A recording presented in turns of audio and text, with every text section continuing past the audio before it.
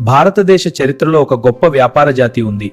వారే బంజారా జాతీయత మహా వ్యాపారులు బంజారాలు. రైళ్లు ట్రక్కులు లేని కాలంలో దేశమంతా సరుకులు తీసుకెళ్లిన మహా వ్యాపారులు బంజారాలు. పురాతన కాలంలో బంజారాలు ఎద్దుల గుంపులతో దేశం మొత్తం తిరుగుతూ ఉప్పు, ధాన్యం, మసాలాలు ఒక ప్రాంతానికి తీసుకెళ్లేవారు. వారు అప్పట్లో భారతదేశం యొక్క మొబైల్ ట్రేడ్ నెట్వర్క్. చరిత్రకారుల ప్రకారం బంజారాలు రాజస్థాన్ ప్రాంతంలోని వెంతాపు తరిచిని పిలిచారు. యుద్ధాలు మరియు మార్పుల కారణంగా వారు భారతదేశం మొత్తం ప్రయాణిస్తూ వ్యాపారం ప్రారంభించారు. బంజారాలు నివసించే గ్రామాలను తాండాలు అంటారు. తాండాలో ఒక నాయకుడు ఉంటాడు.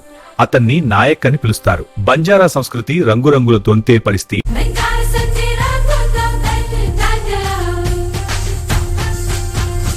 బంజారా సమాజాన్ని ఒకటిగా ఉంచిన గొప్ప ఆధ్యాత్మిక నాయకుడు సంత్ సేవాలాల్ మహారాజ్.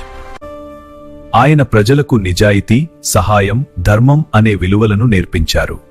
బ్రిటిష్ పాలన వచ్చినంత దీంతో బంజారాల సంప్రదాయ వ్యాపారం తగ్గిపోయింది. అప్పట్లో వారికి చాలా అన్యాయాలు కూడా జరిగాయి. ఈ రోజు బంజారా ప్రజలు పలు పద్యక్ రాజకీయాలు వగనును గౌరవంగా కాపాడుతున్నారు. బంజారా జాతి చరిత్ర భారతదేశానికి ఒక గొప్ప అద్భుతం.